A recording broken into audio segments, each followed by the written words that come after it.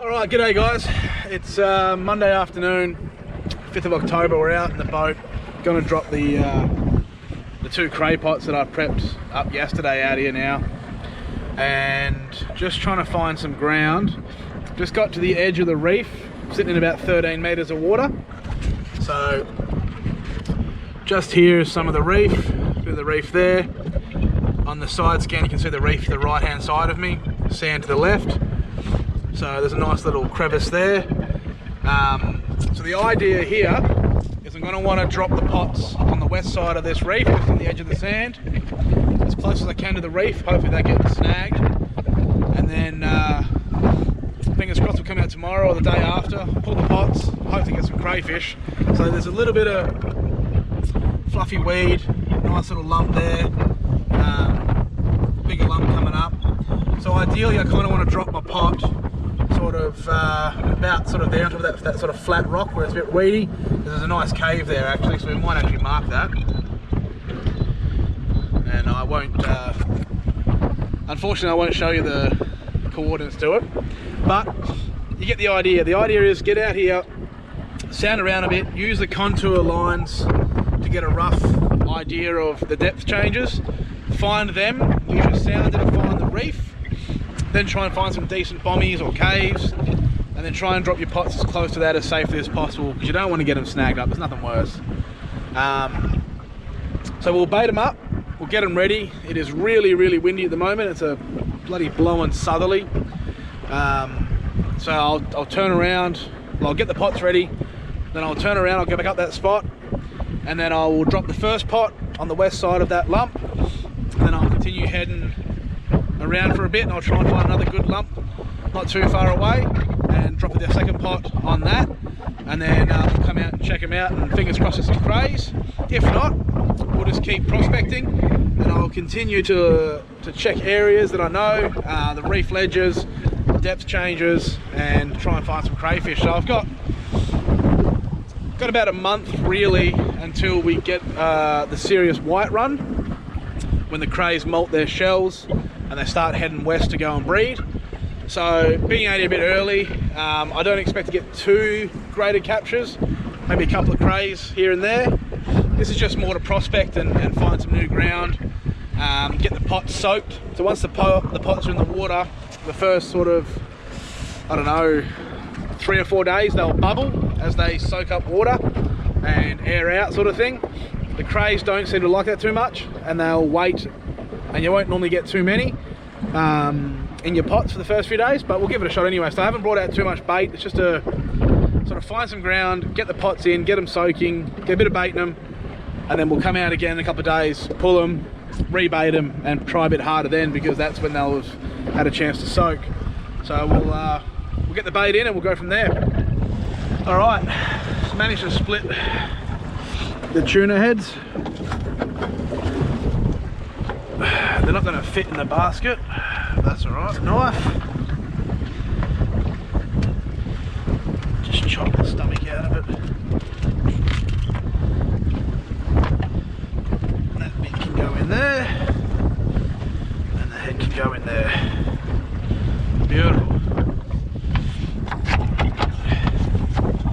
When you put your lids in, you want to make sure that you put them in the opposite side so that they always pull the handle against the cray pot, like so, and then they won't rattle open. Put the knife and scissors away, and then my spot is just there to the right, so just put the boat in gear and just motor towards it.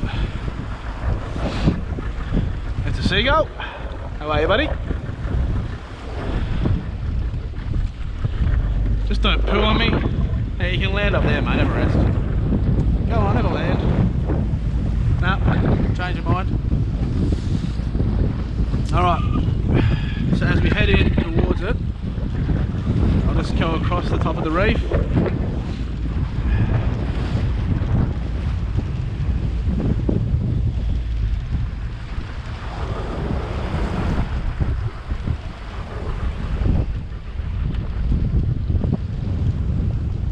seagull hovering above me.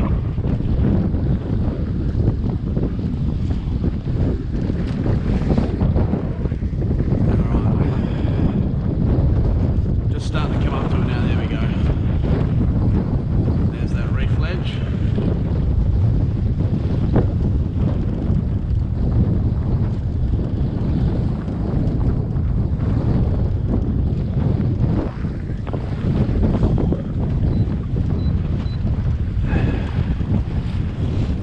There's that weed, there's that lump, as I said.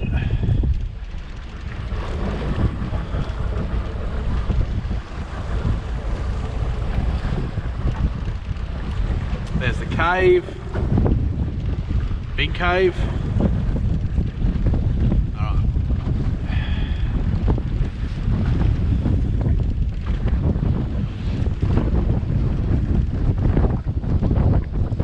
It's a big set of caves and all sorts going on here. So we'll just pot it back out, and there's the back edge of it.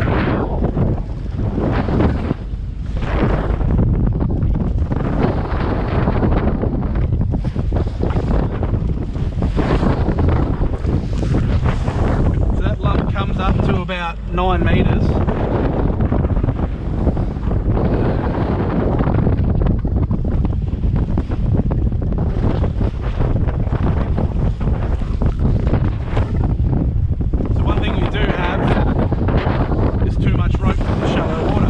What we're going to do is we're going to tie the rope up, what they call a dog bone. Just shortens your rope, not so much rope hanging about.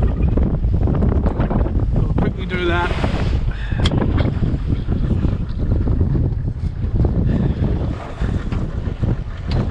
So I'll just coil up to where the weight is, wrap it around a few times, and then just use a half hitch. Half hitch one end, and then half hitch the other end of the dog bone.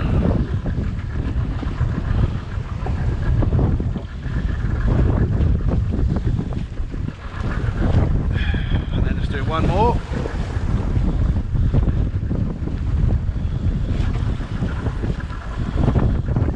And that'll just lock that out. That won't go anywhere.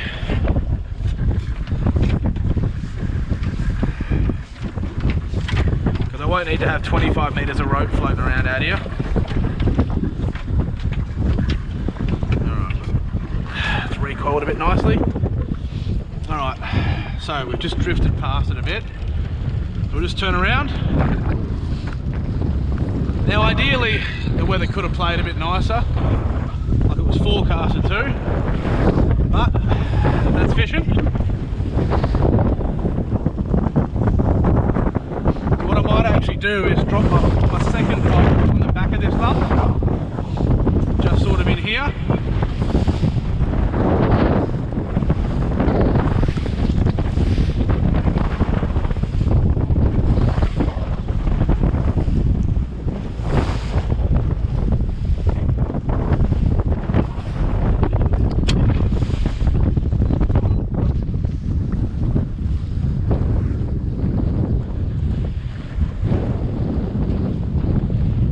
Boat drift towards it because I'm by myself. If you had someone else on board, ooh, that is a big fish. That is a big dewy or something. We might mark that, I reckon. Yeah, look at that. A couple of snapper, maybe, or 2 big dewies, I reckon. Come out and fish them when the weather's a bit nicer. So now I know that this ground's coming up is whereabouts where I want to drop the pot. Pot on the edge of the boat. Happy with that. Make sure you clear the rope. Over she goes.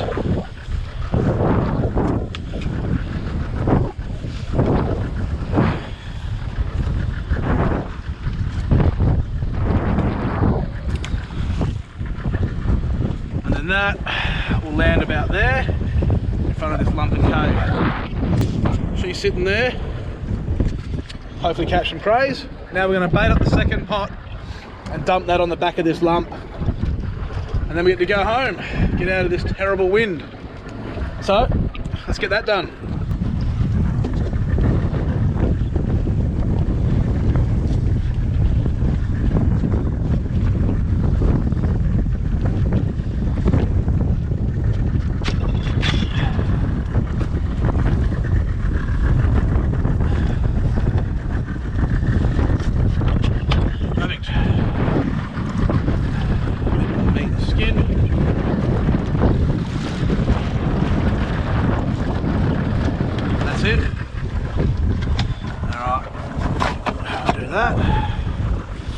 Same thing, we'll shorten this rope as well.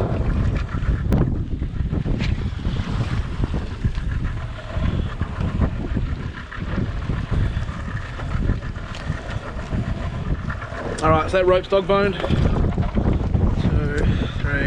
4, 5,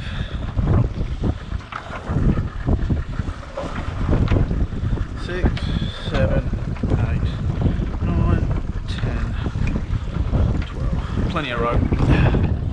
Alright, pot is good. We'll turn around and head back up. And set this pot on the back of that lump.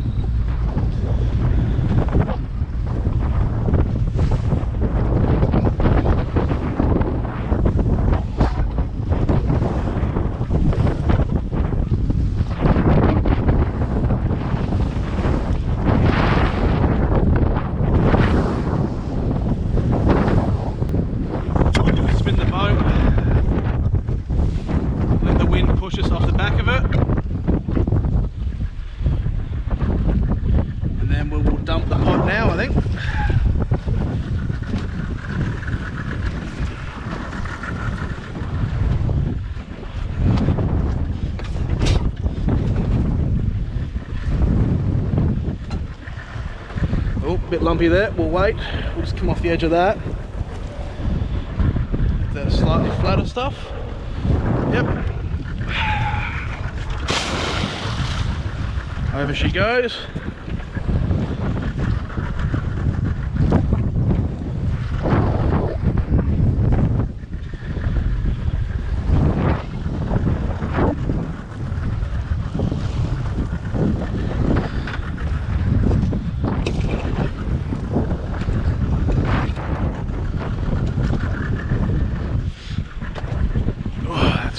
Lumpy ground there.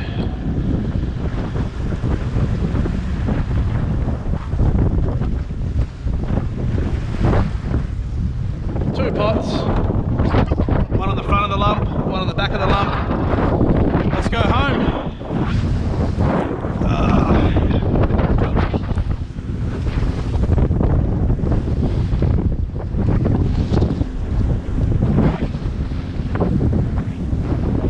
Well, I hope you're enjoying the how to catch crays, or how to with cray fishing. Oh, it's bloody wet. So it's a bit lumpy out here, as I said, and unfortunately as we come into summer, that's just how it's going to be. So it's going to be early mornings, get out of here with the easterly wind and pull the pots. So see how we go tomorrow morning. Might get up early and come out and check them to see how we went, and keep you guys updated, come along for the ride, and I'll tell you, you know, the ins and outs and where we're moving and why we're moving, and if I'm finding crays, what's working at this time of year, and then obviously you guys will be able to see the live update as the white starts to move. You'll be able to mobilise your pots out here in the hunt for crayfish. So one thing that you see every year when it comes to crayfishing is people don't know how to think for themselves, unfortunately. And the minute they see two pots like that, when it's busy, there's a lot of people out here crayfishing, there'll be 10 pots on that one spot. Rather than moving 50 metres up the edge of the reef, where another big lump or bommy will definitely present itself, they'll just bomb your pots. And that's just the unfortunate thing of crayfishing in the metro area.